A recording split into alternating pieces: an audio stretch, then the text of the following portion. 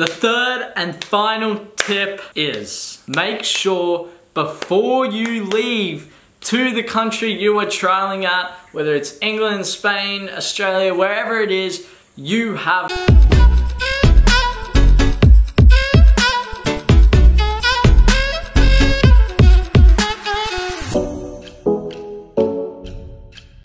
what's going on, Team Tweedie? I hope you're all super well. Today, day after the game, I'm over at Lucy's house, and today's video, it's a rest day for me, which means I'm not doing a whole lot at all. As I've told you guys, in this trial period, it's so important for me to be resting my body because one injury, let's say I'm out for 2-3 weeks, that absolutely kills me and could ruin every opportunity I have. So I need to be looking after my body. On a Monday, I'm supposed to be training with the other team that I've been trialing with, the second one, but that's not the case today. I decided after the game, it's not the smart move to go there and really push my body to the absolute max. And the coach was fine with it, so that's okay. It's a little bit frustrating though, because I'd love to be out training on that pitch, but you need to be responsible with your body sometimes. So today I thought, you know what? Let's do it. I'm gonna give you guys 3 tips that I learned when I was trialing overseas in England and Spain. These will help you massively if you're over there trialing already. I wish you all the best, and if you're thinking about going over, these may help you prepare. Also, there will be a bonus tip at the very end, which I implement in every session that I do now that I learned over there. Super, super important that you guys apply this as well. And if you are new around here, make sure you go down below and click that subscribe button. Let's get to 20K. We're pushing for it. We're making a hard push. So if you are new or if you haven't subscribed, because I know so many of you out there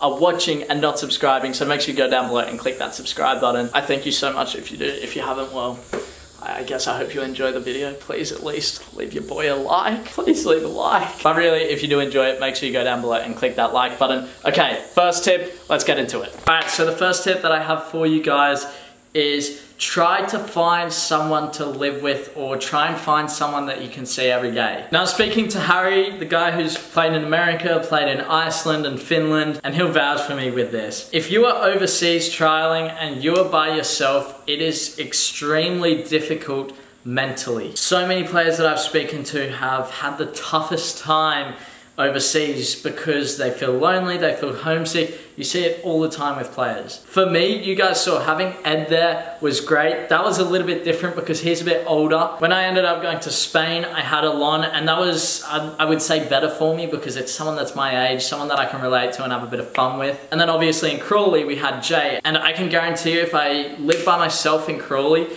probably would have gone insane. I wouldn't have been surprised if I left the country before the season ended because I would have been so lonely, man. So do your absolute best to, 1, find someone to live with, find a friend if you can, find someone from your team that you hang out with regularly. 2, find a girlfriend. Harry and I were talking about this. If you're in Iceland, he was playing in this like fishing town or something like that. He said that the town had like 5,000 people.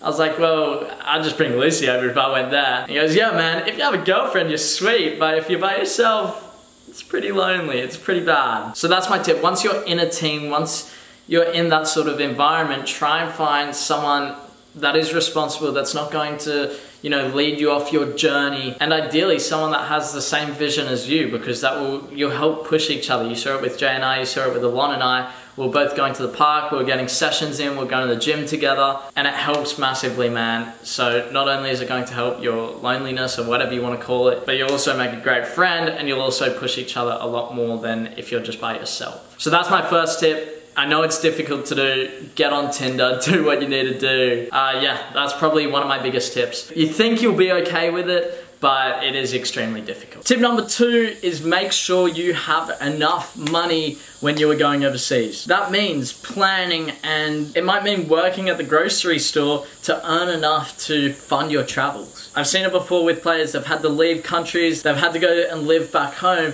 because they don't have enough money to fulfill their whole trial period or fulfill a season where they want to be. So when I went over to England, man, I was looking at houses, I was looking at how much phones would cost me, and so I'd kind of work out, okay, this is going to be my monthly cost, this is how much money I have, this is how long I can stay for, and then worked around that and maybe worked a few more hours here and there, maybe tried to take a few more coaching sessions in, and really just made sure I was prepared, because if you don't have enough money for your trials, it will result in a lack of resources for what you need to do. Money might be so tight that you may not be able to afford a ball to go and train with down at the park. You may only be able to live at a place for, I don't know, 2 months. You may not even be able to afford a phone that works, so you can't contact clubs and coaches. And on top of that, you won't get the right foods that your body needs. If you don't have the money, when you're trialing, if you're doing a session, you need to make sure that you're fueling your body with the right foods after a session. There is no point going to and doing a gym session, for example, leaving the gym and then not eating because you don't have the money to buy a protein powder or whatever else that you eat after your gym session. It doesn't make sense. So make sure that you're working hard. That may mean, like I said, working at a grocery store, cleaning dishes, whatever it may be, in order to fund your travels, your health, and the ability to perform at the top level. And it's not easy. Like I said, I get questions saying, Sheldon, how much money should I have to go here? Man, do your research. No God is gonna come down with a magic figure that says this amount. Do your research. It might be hard work, but that's what you gotta do. So look, another huge point there. Again, like I said, I think the biggest thing to take away from that is the food after trainings, affording equipment, whether it's a gym membership or, you know, balls or a new pair of boots. If you're over there and your boots break, do you have enough money to supply yourself with a new pair of boots? These are the sorts of things you need to think about, take into account. Man, I was saving for something like this for years because I knew it's what I wanted to do. Don't expect to just leave in 2 weeks with, I don't know, $1,000. It's not gonna be enough. It won't even get you across the world. The third and final tip is make sure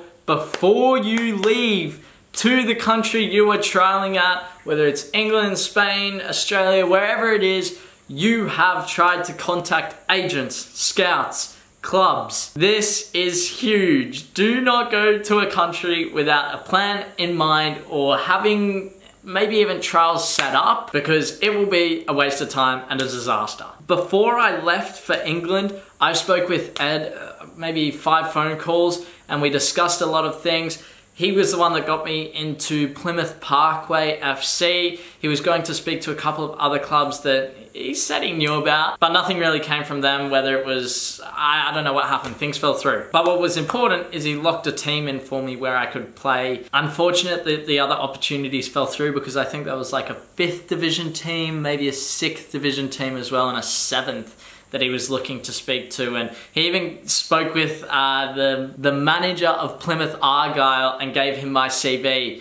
Ed's an absolute legend. And so, you know, that could have brought something, you don't know. I'll never forget, I had the chat with the Plymouth Argyle manager, told him I was going off to Crawley under 23s, and he actually seemed pretty excited for me and took interest. But then on top of that, before I left for Spain, I made sure I had something set in stone for what I was going to go and do. Super important. I can't stress it enough, man. Don't expect to just walk into a country and automatically be granted trials. It's not how it works. You know, you can send clubs emails, you can contact agents. There's, I don't know, I've never really looked to find agents myself because I go through mainly people I know. But I'm sure there's a ton of websites out there. It's so important. And what I will say on that is you don't have to necessarily speak with agents, clubs, and scouts. Also kind of speak within your group of people that you know. Like I said, Dad knew this farmer who knew Ed, and that's how the link came about. And it was a very soft link, I would say. But hey, something came of it. I managed to live with Ed for a while. He got me a few opportunities and things kicked on. So that's what I got to say about that. 3 massive tips. Make sure you guys go and apply these before you leave. Whilst you're there, you can go and make money while you're there. I just want you guys to succeed, so that's why I'm giving out this information. So yeah, bonus tip time. This one's a good one. I've been wanting to share this one for a while, so let's get into it. Right, so I'm sure all you guys know when you get to a training session, the coach will be somewhere in there and everyone groups around him and you listen to what he has to say. Now, as usual, my 3 positions that I'll probably normally stand is hands here, hands behind my back, and then hands here as well. And this was after a little bit of running, so never do this because that just shows weakness. But after a bit of running, this doesn't feel too bad. And I'll never forget, everyone's standing around the circle and I was trying, this was with Whitehawk. This was probably the 2nd session, and a couple of times I heard the coach say 20 push-ups to this guy, 20 push-ups to that guy, and I was like, what? I didn't understand it. And then eventually, one session, I'm like this, just standing around. He goes, 20 push-ups. I go, what? So I kind of go, what the? All right. Get down, do my 20 push-ups, and get up, and then afterwards I say to Naz, hey man, what after the 20 push-ups? He goes, hands, not here. And so that coach he didn't like having hands here. For whatever reason, I think it might show that weakness. And so ever since that day, I've made sure never put your hands here, because you never know what a coach may or may not like. And I tell you what, I'm not going to take that risk. There might be one coach who's, if they see a player doing this, they go, no, we don't want him. For an example, that is a very, very, crazy example. But it could happen. So ever since that day, I haven't taken the risk. I'll probably stand like this now, or just hands out in front, ready to go. And it's something that's so small, but you know, you always want to create a good first impression, and something like that, it could turn a coach away possibly, but it's something that I'd share with you guys because I think it's super interesting. I never do it anymore, just in case there's that chance that the coach that I'm training with or trialing with goes, I don't like that. So that is my 3 tips plus a bonus tip for you guys. I hope you enjoyed it. Let me know if you want me to bring a few more to you in the future, and I'll do my absolute best to, but I hope you guys enjoyed today's video. Again, if you did, make sure you go down below, leave a like on the video, subscribe if you haven't, join the journey. I'll see you in tomorrow's video. Bye.